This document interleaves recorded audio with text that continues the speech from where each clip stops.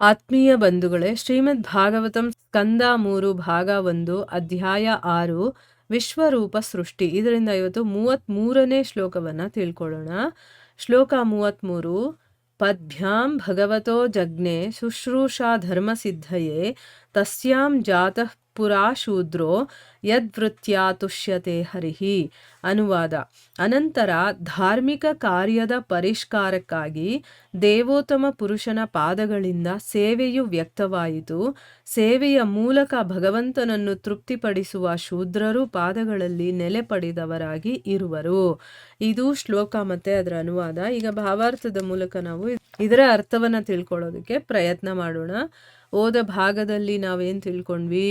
ಜೀವನ ಉಪಾಯಕ್ಕೆ ಬೇಕಾಗಿರುವಂಥ ಧಾನ್ಯಗಳ ಉತ್ಪಾದನೆ, ಅದನ್ನು ಬೇರೆಯವರಿಗೆಲ್ಲ ವಿತರಣೆ ಮಾಡುವಂಥ ಇಂಥ ಕೆಲಸಗಳನ್ನು ಮಾಡುವಂತಹ ವೈಶ್ಯರಿದಾರಲ್ಲ, ಅವರು ಭಗವಂತನ ಅದ್ಭುತ ರೂಪದ ತೊಡೆಗಳಿಂದ ಅವರು ಉತ್ಪತ್ತಿಯಾದರು ಅನ್ನೋದನ್ನು ತಿಳ್ಕೊಂಡ್ವಿ.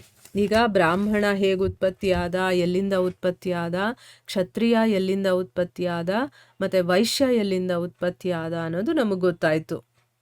ಈಗ ಈ ಶ್ಲೋಕದಲ್ಲಿ ಧಾರ್ಮಿಕ ಕಾರ್ಯದ ಪರಿಷ್ಕಾರಕ್ಕಾಗಿ ಭಗವಂತನ ಪಾದಗಳಿಂದ, ನೋಡಿ, ಧರ್ಮ ಕಾರ್ಯಗಳನ್ನು ಮಾಡೋದಕ್ಕೆ ಸೇವೆ ಅನ್ನೋದು ಬೇಕಾಗತ್ತಲ್ವಾ. ಈಗ ಧರ್ಮ ಕಾರ್ಯಗಳು ಅಂತಂದ್ರೇನು? ಸೇವೆ ಮಾಡೋದು, ಸಮಾಜ ಸೇವೆ ಆಗಿರಬಹುದು, ಅಥವಾ ಭಗವಂತನ ಸೇವೆ ಆಗಿರ್ಬೋದು, ಭಕ್ತರ ಸೇವೆ ಆಗಿರ್ಬೋದು, ಗುರುಗಳ ಸೇವೆ ಆಗಿರ್ಬೋದು. ಈ ರೀತಿಯ ಸೇವೆ ಅನ್ನೋದು ಭಗವಂತನ ಪಾದಗಳಿಂದ ವ್ಯಕ್ತವಾಯಿತು. ಆ ಸೇವೆಯ ಮೂಲಕ ಭಗವಂತನನ್ನ ತೃಪ್ತಿಪಡಿಸುವಂತಹ ಶೂದ್ರರು ಪಾದಗಳಲ್ಲಿ ನೆಲೆ ಪಡೆದಿದ್ದಾರೆ. ನೋಡಿದ, ಭಗವಂತನ ಪಾದಗಳು ಯಾರು ಅಂತಂದ್ರೆ ಶೂದ್ರರು. ಭಗವಂತನ ಪಾದಗಳಿಗೆ ಎಷ್ಟು ಇಂಪಾರ್ಟೆನ್ಸ್ ಇದೆ. ಯಾಕೆ ಇಂಪಾರ್ಟೆನ್ಸ್ ಇದೆ ಅಂತಂದ್ರೆ ಅದು ಸೇವೆಯ ಪ್ರತೀಕ, ಸೇವೆಗೆ ಅಂತಾನೆ ಇರುವಂತ ಒಂದು ಜಾಗ ಅಂತಾನೆ ತಿಳ್ಕೊಬೋದು. ಭಗವಂತನ ಪಾದ ಅಂತಂದ್ರೆ ಸೇವಿಸೋದು ಅಂತ ಅರ್ಥ. ಅಲ್ಲಿರೋದು ಯಾರು ಅಂತಂದ್ರೆ ಶೂದ್ರರು. ಯಾಕೆ ಅಂತಂದ್ರೆ ಇವರು ಇನ್ನೂ 3 ವರ್ಗದ ಸೇವೆಯನ್ನು ಮಾಡ್ತಾರಲ್ವ, ಅದಕ್ಕೋಸ್ಕರ. ಈಗ ಶೂದ್ರರು ಯಾವ ಸ್ಥಾನದಲ್ಲಿದ್ದಾರೆ, ಯಾಕೆ ಅವ್ರಿಗೂ ಕೂಡ ಇಂಪಾರ್ಟೆನ್ಸ್ ಕೊಡಬೇಕು ಅನ್ನೋದು ನಮಗೆ ಗೊತ್ತಾಯ್ತಾ? ಅದಕ್ಕೋಸ್ಕರ ಯಾರನ್ನೂ ಕೆಳಮಟ್ಟದವರು ಅಂತ ತಿಳಿಬಾರ್ದು.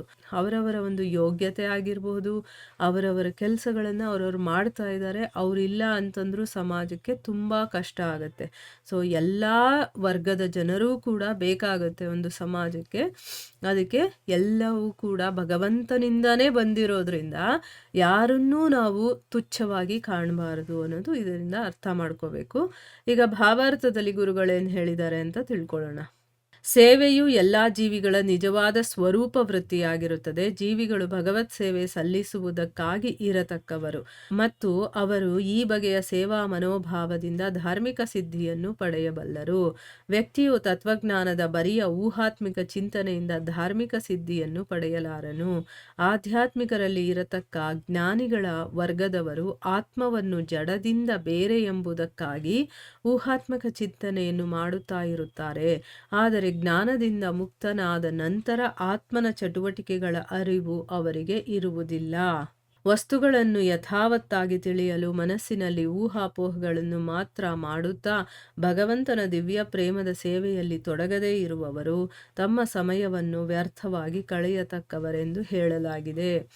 ಇಲ್ಲಿ ಗುರುಗಳು ಒಬ್ಬ ಭಕ್ತನಿಗೂ ಒಬ್ಬ ಅಭಕ್ತನಿಗೂ ಅಂದ್ರೆ ಊಹಾತ್ಮಕ ಚಿಂತನೆ ಮಾಡ್ತಾನಲ್ಲ, ಅವನಿಗೂ ಏನು ಡಿಫ್ರೆನ್ಸ್ ಇದೆ ಅಂತ ಹೇಳ್ತಾ ಇದ್ದಾರೆ. ಯಾಕೆ ಅಂತಂದ್ರೆ ಸೇವೆ ಅನ್ನೋದೇನೆ ಜೀವಿಗಳ ನಿಜವಾದ ಸ್ವರೂಪ.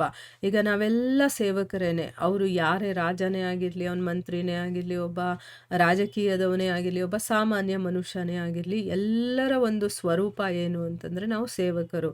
ಯಾರ ಸೇವಕರು? ಭಗವಂತನ ಸೇವಕರು. ನಾವಿರೋದೇ ಭಗವಂತನಿಗೆ ಸೇವೆ ಮಾಡೋದಕ್ಕೋಸ್ಕರ. ನೋಡಿ, ಆ ಸೇವಾ ಮನೋಭಾವ ನಮ್ಮಲ್ಲಿ ಇರಬೇಕು. ಅದರಿಂದ ಏನಾಗುತ್ತೆ, ನಾವು ಮುಂದುವರಿಯೋದಕ್ಕೆ ಸಹಾಯ ಆಗುತ್ತೆ.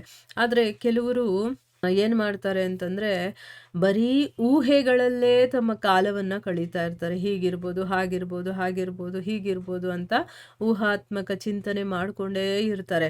ಆದರೆ ಅವ್ರಿಗೇನು ಅಂತಂದರೆ ಈ ಒಂದು ವಿಚಾರಗಳೆಲ್ಲ ಗೊತ್ತೇ ಆಗೋದಿಲ್ಲ. ನಾನು ಭಗವಂತನ ಸೇವಕ, ನಾನು ಭಗವಂತನ ಸೇವೆ ಮಾಡಬೇಕು, ಈ ರೀತಿಯ ಒಂದು ಆತ್ಮನ ಚಟುವಟಿಕೆಗಳು ಏನಿದೆಯೋ ಅದರ ಅರಿವು ಅವನಿಗೆ ಬರೋದೇ ಇಲ್ಲ. ಆಮೇಲೆ ಅದು ಹೇಗಿದೆಯೋ ಹಾಗೆ ತಿಳ್ಕೊಳ್ಳೋದಕ್ಕೂ ಅವನಿಗೆ ಸಾಧ್ಯ ಆಗೋದಿಲ್ಲ. ಆದರೆ ಯಾರು ಭಗವಂತನ ಪ್ರೇಮ ಸೇವೆಯಲ್ಲಿ ತೊಡಗ್ತಾರೋ ಅವ್ರು ಮಾತ್ರ ಈ ರೀತಿ ಅರ್ಥಗಳನ್ನು ಮಾಡ್ಕೊಳ್ಳೋದಕ್ಕಾಗತ್ತೆ. ಯಾರು ಊಹಾತ್ಮಕ ಚಿಂತನೆಯಲ್ಲೇ ಮುಳುಗಿರ್ತಾರೋ ಅವರು ಈ ರೀತಿ ಎಲ್ಲ ಅರ್ಥ ಮಾಡ್ಕೊಳ್ಳೋದಕ್ಕಾಗಲ್ಲ. ಆ ರೀತಿ ಮಾಡ್ತಾ ಇದ್ದಾರೆ ಅಂತಂದರೆ ಅವರು ತಮ್ಮ ಸಮಯವನ್ನು ಸುಮ್ಮನೆ ವೇಸ್ಟ್ ಮಾಡ್ತಾ ಇದ್ದಾರೆ ಅಂತಲೇ ಅರ್ಥ ಅಂತ ತಿಳ್ಕೊಬೇಕು. ಇಲ್ಲಿ ಸ್ಪಷ್ಟವಾಗಿ ಹೇಳಿರೋದು ಏನು ಅಂತಂದರೆ, ಧಾರ್ಮಿಕ ಪ್ರಕ್ರಿಯೆಯನ್ನು ಪೂರ್ಣಗೊಳಿಸುವುದಕ್ಕಾಗಿ ಸೇವಾ ತತ್ವವು ಭಗವಂತನ ಪಾದಗಳಿಂದ ಉಂಟಾಗಿದ್ದಿತು. ಆದರೆ ಈ ದಿವ್ಯ ಸೇವೆಯು ಭೌತ ಜಗತ್ತಿನಲ್ಲಿ ಮಾಡತಕ್ಕ ಸೇವೆಯ ಭಾವನೆಯಿಂದ ಭಿನ್ನವಾದುದು. ಭೌತ ಜಗತ್ತಿನಲ್ಲಿ ಯಾವನೊಬ್ಬನೂ ಆಳಾಗಲು ಬಯಸುವುದಿಲ್ಲ. ಪ್ರತಿಯೊಬ್ಬನೂ ಯಜಮಾನನಾಗಲು ಇಚ್ಛಿಸುತ್ತಾನೆ, ಏಕೆಂದರೆ ಮಿಥ್ಯೆಯ ಯಜಮಾನಿಕೆಯು ಬದ್ಧಾತ್ಮನ ಮೂಲ ರೋಗವಾಗಿದೆ. ಭೌತ ಜಗತ್ತಿನಲ್ಲಿರುವ ಬದ್ಧಾತ್ಮನು ಇತರರ ಮೇಲೆ ತನ್ನ ಆಧಿಪತ್ಯವನ್ನು ಹೇರಲು ಬಯಸುತ್ತಾನೆ. ಭಗವಂತನ ಬಹಿರಂಗ ಶಕ್ತಿಯಿಂದ ಭ್ರಮಿತನಾಗಿ ಅವನು ಭೌತ ಜಗತ್ತಿನ ದಾಸನಾಗುವ ಒತ್ತಾಯಕ್ಕೆ ಒಳಗಾಗುತ್ತಾನೆ. ಬದ್ಧಾತ್ಮನ ನಿಜವಾದ ಸ್ಥಿತಿ ಅದು. ಬಹಿರಂಗ ಶಕ್ತಿಯಾಗಿರತಕ್ಕ ಮಾಯೆಯು ಬೀಸುವ ಕೊನೆಯ ಉರುಳೆಂದರೆ ಭಗವಂತನಲ್ಲಿ ಐಕ್ಯವಾಗುವ ಭಾವನೆ. ಈ ಭಾವನೆಯಿಂದ ಭ್ರಮೆಗೆ ಒಳಗಾದ ಆತ್ಮನು ತಾನು ಮುಕ್ತನಾದ ಆತ್ಮನೆಂದೂ ನಾರಾಯಣನಿಗೆ ಸಮಾನನೆಂದೂ ತಪ್ಪಾಗಿ ತನ್ನಲ್ಲೇ ಯೋಚಿಸುತ್ತಾ ಭೌತಶಕ್ತಿಯ ಬಂಧನದಲ್ಲಿ ಉಳಿಯುತ್ತಾನೆ. ಇಲ್ಲೇನು ಹೇಳ್ತಾ ಇದ್ದಾರೆ, ಧಾರ್ಮಿಕ ಪ್ರಕ್ರಿಯೆಯನ್ನು ಪೂರ್ಣಗೊಳಿಸೋದಕ್ಕೋಸ್ಕರನೇ ಸೇವಾ ತತ್ವ ಅನ್ನೋದು ಭಗವಂತನ ಪಾದಗಳಿಂದ ಬಂತು. ಆದರೆ ಈ ಒಂದು ದಿವ್ಯ ಸೇವೆ ಅನ್ನೋದಿದೆಯಲ್ಲ, ಅದು ನಾವು ಈ ಒಂದು ಜಗತ್ತಿನಲ್ಲಿ ಮಾಡ್ತೀವಲ್ವ ಸೇವೆ ಅಂತಂದ್ಬಿಟ್ಟು ಅದಕ್ಕಿಂತ ಭಿನ್ನವಾಗಿರುವಂಥದ್ದು. ಈ ಭಗವಂತನ ಪಾದಗಳಿಂದ ಉಂಟಾಗಿರುವಂಥ ಸೇವೆನೇ ಬೇರೆ. ಆದರೆ ನಾವು ಅಂದ್ಕೊಂಡು ಇಲ್ಲಿ ಈ ಜಗತ್ತಲ್ಲಿ ಒಬ್ರಿಗಿನ್ನೊಬ್ರು ಸೇವೆ ಮಾಡ್ಕೊಳ್ತಿರ್ತೀವಲ್ವಾ, ಅದೇ ಬೇರೆ. ಈಗ ನಾವು ನೋಡಿರೋ ಪ್ರಕಾರನೇ ಈ ಒಂದು ಭೌತ ಜಗತ್ತಲ್ಲಿ ಯಾರಾದರೂ ಇನ್ನೊಬ್ಬರ ಆಳಾಗೋದಕ್ಕೆ ಇಷ್ಟಪಡ್ತಾರಾ? ಯೋಚನೆ ಮಾಡಿ ನೋಡಿ, ಯಾರೂ ಇಷ್ಟಪಡಲ್ಲ.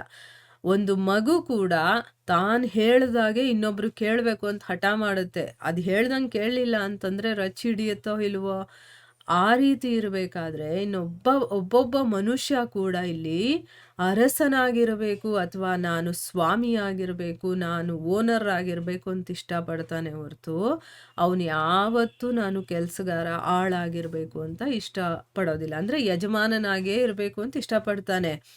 ಯಾಕೆ ಅಂತಂದರೆ ಈ ಒಂದು ಸುಳ್ಳು ಯಜಮಾನಿಕೆ. ಯಾಕೆಂದರೆ ಅಲ್ಲಿ ಭಗವಂತನ ಧಾಮದಲ್ಲಿ ನಾವು ಯಜಮಾನರಾಗಬೇಕು, ನಾನು ಅನುಭವಿಸ್ಬೇಕು ಅಂತ ಇಚ್ಛೆ ಪಟ್ಟ ಕಾರಣದಿಂದನೇ ನಮಗೆ ಈ ಭೌತ ಜಗತ್ತು ಸಿಕ್ಕಿರೋದು.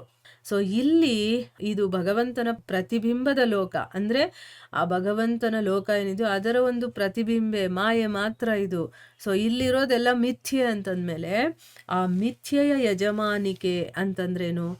ನಾನು ಇಲ್ಲಿ ಒಡೆಯ. ನಾವು ಹೇಳ್ಕೊಳ್ತೀವಲ್ವಾ, ನಾನು 10 ಊರಿಗೆ ಒಡೆಯ, ನಾನು ಇಡೀ ದೇಶಕ್ಕೆ ಒಡೆಯ, ನಾನು ಇಷ್ಟು ಜನಕ್ಕೆ ಒಡೆಯ ಅಂತೆಲ್ಲ ಹೇಳ್ಕೊಳ್ತೀವಲ್ವಾ. ಇದೆಲ್ಲ ಮಿಥ್ಯೆ, ಸುಳ್ಳು, ಇದು ಭ್ರಮೆ ಅಂತ ಹೇಳ್ತೀವಲ್ವಾ. ಅದಾಗಿರೋದ್ರಿಂದಾನೇ ಬದ್ಧಾತ್ಮ ಅಂತ ಅನ್ನಿಸ್ಕೊಳ್ಳೋದು ನಾವು. ಇದು ನಮ್ಮ ಮೂಲ ರೋಗ. ಏನು? ನಾನು ಯಜಮಾನ ಅಂತ ಅಂದ್ಕೊಳ್ತೀವಲ್ವಾ, ಇದೇ ನಮ್ಮ ಮೂಲ ರೋಗ. ಯಾರೂ ಯಜಮಾನರಲ್ಲ, ಭಗವಂತನೊಬ್ಬನೇ ಇಲ್ಲಿ ಯಜಮಾನ. ಬೇರೆಯವರೆಲ್ಲರೂ ಕೂಡ ನಾವು ಸೇವಕರು ಅನ್ನೋದು ನಮಗೆ ಚೆನ್ನಾಗಿ ಗೊತ್ತಾಗಬೇಕು. ಅದೆಲ್ಲ ತಿಳ್ಕೋಬೇಕು ಅಂತಾನೆ ಈ ಧರ್ಮಗ್ರಂಥಗಳಿರೋದು, ಆಯ್ತಾ? ಈ ಭೌತ ಜಗತ್ತಲ್ಲಿರುವಂತಹ ಬದ್ಧಾತ್ಮ ಏನು ಮಾಡ್ತಾನೆ? ಬೇರೆಯವ್ರ ಮೇಲೆ ನನ್ನ ಅಧಿಕಾರವನ್ನು ಚಲಾಯಿಸಬೇಕು ಅಂತ ಇಷ್ಟಪಡ್ತಾನೆ. ಎಲ್ಲರೂ ನನ್ನ ಅಡಿಯಲ್ಲಿರಬೇಕು ಅನ್ನೋದು ಅವನಿಗಿಷ್ಟ ಆಗತ್ತೆ. ಇದು ಬದ್ಧಾತ್ಮನ ನಿಜವಾದ ಸ್ಥಿತಿ. ಆದರೆ ಯಾರು ಮುಕ್ತರಾಗಿರ್ತಾರೋ ಅಂತಂದರೆ ಏನು, ಅವರಿಗೆ ತಿಳುವಳಿಕೆ ಬಂದ್ಬಿಟ್ಟಿರುತ್ತೆ ನೋಡಿ. ಅಂಥವ್ರು ಏನು ಹೇಳ್ಕೊಳ್ತಾರೆ ಹೇಳಿ? ನಾನು ದಾಸ ಅಂತ ಹೇಳ್ಕೊಳ್ತಾನೆ. ಅವರೊಬ್ಬರೇ ಹೇಳ್ಕೊಳ್ಳೋದು ಆ ರೀತಿ.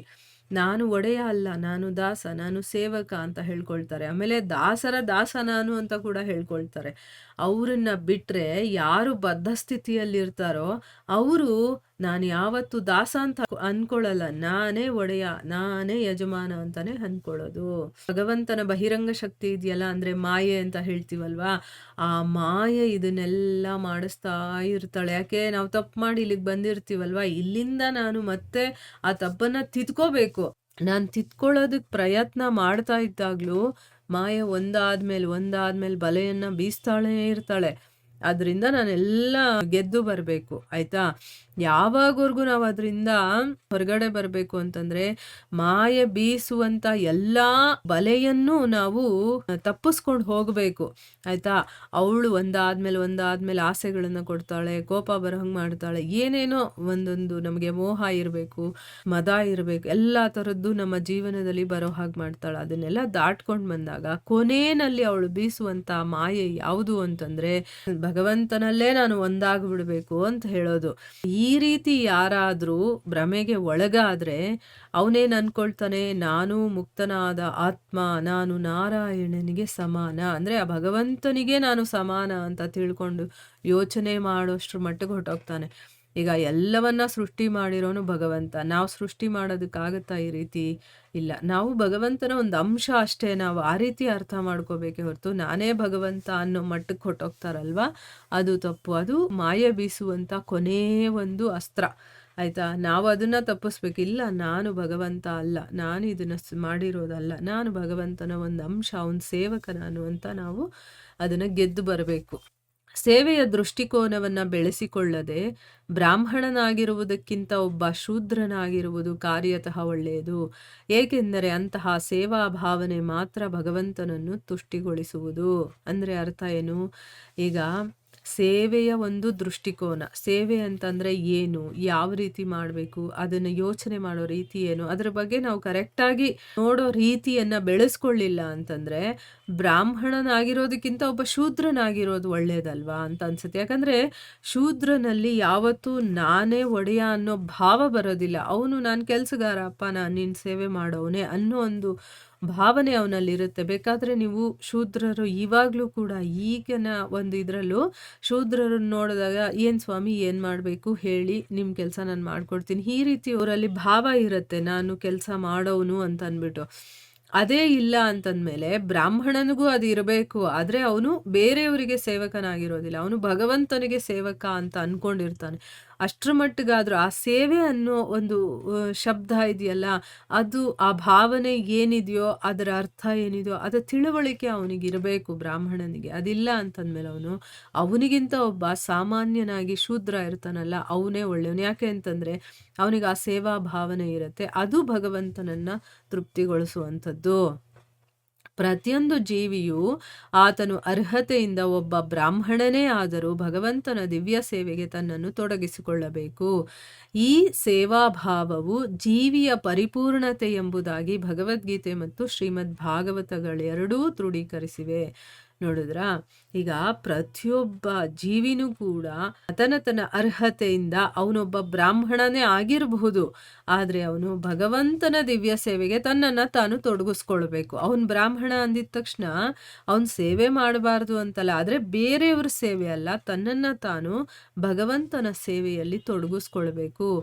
ಈ ರೀತಿಯ ಸೇವಾ ಭಾವ ಯಾವಾಗ ಮನುಷ್ಯನಲ್ಲಿ ಬರುತ್ತೋ ಅದು ನಿಜವಾಗ್ಲೂ ಆ ಜೀವಿಯ ಪರಿಪೂರ್ಣತೆ ಅಂತ ಅಂದ್ಬಿಟ್ಟು ಎಲ್ಲಿ ಹೇಳಿದಾನೆ ಭಗವಂತ, ಸ್ವಯಂ ಭಗವದ್ಗೀತೆಯಲ್ಲಿ ಹೇಳಿದಾನೆ, ಮತ್ತೆ ಶ್ರೀಮದ್ ಭಾಗವತದಲ್ಲೂ ಕೂಡ ಇದು ಬಂದಿದೆ. ಒಬ್ಬ ಬ್ರಾಹ್ಮಣ, ಕ್ಷತ್ರಿಯ, ವೈಶ್ಯ ಆಗಿರ್ಬೋದು ಅಥವಾ ಶೂದ್ರನೇ ಆಗಿರಬಹುದು, ಯಾರಾದ್ರೂ ಪರವಾಗಿಲ್ಲ, ಭಗವಂತನಿಗೆ ಸೇವೆ ಸಲ್ಲಿಸೋ ಮೂಲಕ ಮಾತ್ರ ಅವನು ತನ್ನ ಒಂದು ಕರ್ತವ್ಯಗಳು ಏನಿದೆಯೋ, ಅಂದ್ರೆ ತನ್ನ ಔದ್ಯೋಗಿಕ ಕರ್ತವ್ಯಗಳು ಅಂತ ಹೇಳ್ತಾರೆ, ಅಂದ್ರೆ ನನ್ನ ಒಂದು ಉದ್ಯೋಗ, ನಾನು ಮಾಡಲೇಬೇಕಾಗಿರುವಂತಹ ಕರ್ತವ್ಯಗಳಿರುತ್ತೆ. ಕ್ಷತ್ರಿಯನಾದ್ರೆ ಅವನದೇ ಒಂದು ಕರ್ತವ್ಯ ಇರುತ್ತೆ, ಬ್ರಾಹ್ಮಣನಾದ್ರೆ ಅವನದೇ ಒಂದು ಕರ್ತವ್ಯ ಇರುತ್ತಲ್ಲ, ಇದನ್ನ ಸರಿಯಾಗಿ ನಾವು ಈಡೇರಿಸ್ಕೊಂಡು ಹೋಗ್ಬೋದು. ಈಗ ನಾವು ಭಗವಂತನಿಗೆ ಮಾಡ್ತಾ ಇರುವಂತ ಸೇವೆ ಅನ್ಕೊಂಡು ನಮ್ಮ ಕೆಲಸಗಳನ್ನ ಮಾಡ್ತಾ ಹೋಗ್ಬೇಕು. ಒಬ್ಬ ಬ್ರಾಹ್ಮಣ ತನಗಿರುವಂತಹ ವೇದ ಜ್ಞಾನ ಸಿದ್ಧಿಯಿಂದ ಅವನು ಏನೇನು ತಿಳ್ಕೊಂಡಿರ್ತಾನೋ ಅದನ್ನೆಲ್ಲ, ಅಂದ್ರೆ ವೇದಗಳನ್ನ ಓದೋದೇ ಅವನು ಜ್ಞಾನವನ್ನ ತಿಳ್ಕೊಳ್ಳೋದಕ್ಕೂ ಅಲ್ವಾ. ಸೊ ವೇದ ಜ್ಞಾನವನ್ನ ತಿಳ್ಕೊಂಡ ಮೇಲೆ ಈ ಸತ್ಯ ಅವನಿಗೆ ತಿಳಿದಿರ್ಬೇಕು, ತಿಳಿದಿರ್ತಾನೆ ಅಂತಂದ್ಬಿಟ್ಟು ನಂಬಿದ್ದಾರೆ. ಬೇರೆ ವರ್ಣದವರು ಇರ್ತಾರಲ್ವಾ, ಅಂದ್ರೆ ಬ್ರಾಹ್ಮಣ ವೈಷ್ಣವ ನೆನೆಸಿದವನ ದಿಕ್ಸೂಚನೆಯನ್ನು ಅನುಸರಿಸುವರೆಂದು ನಂಬಲಾಗಿದೆ. ಅದರಿಂದ ಪೂರ್ಣ ಸಮಾಜವು ಅದರ ಸಾಮಾಜಿಕ ರಚನಾಕ್ರಮದ ದೃಷ್ಟಿಯಿಂದ ಪರಿಪೂರ್ಣವಾಗುವುದು. ಅಂದರೆ ಅರ್ಥ ಏನು? ಬೇರೆ ವರ್ಣದವರು ಅಂದರೆ ಅರ್ಹತೆಯಿಂದ ಅವನು ಬ್ರಾಹ್ಮಣ, ಆದರೆ ಕರ್ಮದಿಂದ ಅವನು ವೈಷ್ಣವನಾಗಿದ್ದರೆ ಬ್ರಾಹ್ಮಣ ವೈಷ್ಣವ ಅಂತ ಅವನಿಗೆ ಹೇಳ್ತಾರೆ. ಅವನೇನು ಹೇಳ್ತಾನೋ ಆ ರೀತಿ ನಾವು ಕೇಳ್ಕೊಂಡು ಹೋದಾಗ, ಈಗ ಅವನು ಎಲ್ಲ ಓದಿ ತಿಳುವಳಿಕೆ ಇರೋ ಅಂಥವನು, ಅವನು ಕರೆಕ್ಟಾಗಿ ಹೇಳ್ತಾನೆ ಅನ್ನೋ ಒಂದು ನಂಬಿಕೆ ನಮಗಿರುತ್ತೆ. ಅವನು ಹೇಳಿದಾಗಲೇ ಎಲ್ಲರೂ ಅನುಸರಣೆ ಮಾಡ್ಕೊಂಡು ಹೋದಾಗ ಏನಾಗುತ್ತೆ, ಕಂಪ್ಲೀಟ್ ಸಮಾಜನೇ ಒಂದು ಚೆನ್ನಾಗಿರುತ್ತೆ, ಸಾಮಾಜಿಕ ವ್ಯವಸ್ಥೆ ಎಲ್ಲ ನೆಮ್ಮದಿಯಾಗಿರುತ್ತೆ, ಮತ್ತು ಕರೆಕ್ಟಾಗಿ ಪರಿಪೂರ್ಣವಾಗಿ ಅದು ಇರುತ್ತೆ. ಅವ್ಯವಸ್ಥಿತ ಸಮಾಜ ಅದರ ವ್ಯಕ್ತಿಗಳನ್ನಾಗಲಿ ಅಥವಾ ಭಗವಂತನನ್ನಾಗಲಿ ತೃಪ್ತಿಪಡಿಸಲಾರದು. ನೋಡಿದ್ರಾ? ಈಗ ವ್ಯವಸ್ಥಿತವಾಗಿ ಎಲ್ಲ ಸರಿಯಾಗಿ ನಡ್ಕೊಂಡು ಹೋದರೆ, ಈಗ ಒಂದು ಮನೇನ ತಗೊಂಡಾಗ ಆ ಮನೆಯ ಯಜಮಾನ ತಂದೆ ಅಲ್ವಾ, ಅವನು ಒಬ್ಬ ಹೇಳಿದ್ದನ್ನ ಎಲ್ಲರೂ ಸರಿಯಾಗಿ ತಮ್ಮ ತಮ್ಮ ಕೆಲಸಗಳನ್ನು ಮಾಡ್ಕೊಂಡು ಹೋದಾಗ, ಮತ್ತು ತಮ್ಮ ಜವಾಬ್ದಾರಿಗಳೇನಿದೆಯೋ ಅದನ್ನೆಲ್ಲ ಮಾಡ್ಕೊಂಡು ಹೋದಾಗ ಆ ಮನೆ ಶಾಂತವಾಗಿರುತ್ತೆ, ನೆಮ್ಮದಿಯಾಗಿರುತ್ತೆ. ಅದೇ ಒಬ್ಬ ಮನೆಯ ಯಜಮಾನ ಸರಿ ಇಲ್ಲ, ಅಥವಾ ಅವನು ಹೇಳಿದ್ದನ್ನ ಕೇಳೋದಿಲ್ಲ ಮನೆಯಲ್ಲಿರೋರು, ಅವ್ರವ್ರು ಇಷ್ಟು ಬಂದಾಗ ಅವ್ರವ್ರು ಮಾಡ್ಕೊಂಡು ಹೋಗ್ತಾರೆ ಅಂದಾಗ ಆ ಮನೆಯಲ್ಲಿ ಶಾಂತಿನೂ ಇರೋದಿಲ್ಲ, ನೆಮ್ಮದಿನೂ ಇರೋದಿಲ್ಲ. ಇದರಿಂದ ಭಗವಂತ ತೃಪ್ತಿ ಕೂಡ ಪಡ್ಕೊಳ್ಳೋದಿಲ್ಲ. ಯಾವಾಗ ಎಲ್ಲ ಸರಿಯಾಗಿ ನಡ್ಕೊಂಡು ಶಾಂತಿ ನೆಮ್ಮದಿಯಿಂದ ಇರುತ್ತೋ ಅದನ್ನ ಇಷ್ಟಪಡ್ತಾನೆ ಭಗವಂತ ಅಲ್ವಾ. ಸೊ ವ್ಯವಸ್ಥಿತವಾಗಿರುವಂಥ ಒಂದು ಸಮಾಜ ಇರುತ್ತಲ್ಲ, ಕರೆಕ್ಟಾಗಿರುತ್ತೆ. ಅವ್ಯವಸ್ಥಿತ ಸಮಾಜ ವ್ಯಕ್ತಿಗಳನ್ನು ಸಂತೋಷವಾಗಿಡೋದಿಲ್ಲ, ತೃಪ್ತಿಪಡಿಸೋದಿಲ್ಲ, ಭಗವಂತನನ್ನು ಕೂಡ ತೃಪ್ತಿಪಡಿಸೋದಿಲ್ಲ. ವ್ಯಕ್ತಿಯು ಪರಿಶುದ್ಧ ಬ್ರಾಹ್ಮಣ, ಕ್ಷತ್ರಿಯ, ವೈಶ್ಯ ಅಥವಾ ಶೂದ್ರನಾಗಿಲ್ಲವಾದರೂ ತನ್ನ ಸಮಾಜ ಸ್ಥಿತಿಯ ಪರಿಶುದ್ಧಿಗೆ ಲಕ್ಷ್ಯ ಕೊಡದೆ ಭಗವತ್ ಸೇವೆಗೆ ತನ್ನನ್ನು ಮೀಸಲಾಗಿಟ್ಟರೆ ಅವನು ಪರಮಪ್ರಭುವಿನ ಸೇವಾಭಾವವನ್ನು ಅಭಿವೃದ್ಧಿಪಡಿಸುವುದರಿಂದ ಓರ್ವ ಪರಿಶುದ್ಧ ಮಾನವನಾಗುವನು. ನೋಡಿ, ಇವಾಗ ಒಬ್ಬ ವ್ಯಕ್ತಿ ಇರ್ತಾನೆ, ಅವನೊಬ್ಬ ಪರಿಶುದ್ಧ ಬ್ರಾಹ್ಮಣನೂ ಆಗಿರಲ್ಲ, ಕ್ಷತ್ರಿಯನೂ ಆಗಿರಲ್ಲ, ವೈಶ್ಯ ಶೂದ್ರ ಏನು ಆಗಿಲ್ಲ ಅಂತಂದ್ರೂ ಪರವಾಗಿಲ್ಲ. ಆದರೆ ಈ ಸಮಾಜದ ಪರಿಶುದ್ಧಿ ಇದೆಲ್ಲ ಶುದ್ಧವಾಗಿದ್ರೆ ಸಮಾಜ ಪರಿಶುದ್ಧವಾಗಿರುತ್ತೆ ಅಂತ ಹೇಳಿದ್ರಲ್ವಾ, ಅದ್ರ ಕಡೆ ಅವನಿಗೆ ಗಮನನೂ ಇರೋದಿಲ್ಲ, ಇಷ್ಟನೂ ಇರೋದಿಲ್ಲ ಅಂತ ಇಟ್ಕೊಳ್ಳಿ. ತನ್ನನ್ನು ತಾನು ಭಗವಂತನ ಸೇವೆಗೆ ಅವನು ಅರ್ಪಿಸ್ಕೊಂಡ್ಬಿಟ್ಟಿರ್ತಾನೆ. ಆ ರೀತಿ ಇದ್ದಾಗಲೂ ಕೂಡ ಅವನೊಬ್ಬ ಪರಿಶುದ್ಧ ಮಾನವನಾದರೂ ಆಗ್ತಾನೆ. ನಾನು ಸಮಾಜವನ್ನು ಪರಿಶುದ್ಧ ಮಾಡೋದಕ್ಕೆ ನನ್ನ ಕೈಲಾಗಲ್ಲ ಅಂದರೂ ಪರವಾಗಿಲ್ಲ, ನಾವು ಭಗವಂತನನ್ನು ಸೇವಿಸಿದ್ರೆ ಸಾಕು, ನಾನೊಬ್ಬ ಪರಿಶುದ್ಧ ಮನುಷ್ಯನಾಗ್ತೀನಿ ಅನ್ನೋದನ್ನ ಇಲ್ಲಿ ಹೇಳ್ತಾ ಇದ್ದಾರೆ. ಅಂದರೆ ಯಾವುದಾದ್ರೂ ರೀತಿಯಲ್ಲಿ ಬೇರೆಯವರಿಗೆ ತೊಂದರೆ ಕೊಡುವಂಥ ಕೆಲಸಗಳನ್ನು ಮತ್ತು ಅಶಾಂತಿ ಹರಡೋದನ್ನು ಮಾಡೋಕ್ಕೆ ಹೋಗಬಾರ್ದು ನಾವು, ಆಯಿತಾ. ಶಾಂತವಾಗಿರೋದಕ್ಕೆ ಸಮಾಜ ಏನಾಗುತ್ತೋ ನಮ್ಮ ಕೈಯಲ್ಲಿ ಆಗಿದ್ದನ್ನು ನಾವು ಮಾಡಬೇಕು ಅನ್ನೋದನ್ನು ಇಲ್ಲಿಂದ ನಾವು ಅರ್ಥ ಮಾಡ್ಕೋಬೋದು. ಇಲ್ಲಿಗೆ ನಾವು ನಿಲ್ಲಿಸೋಣ. ಹರೇ ಕೃಷ್ಣ.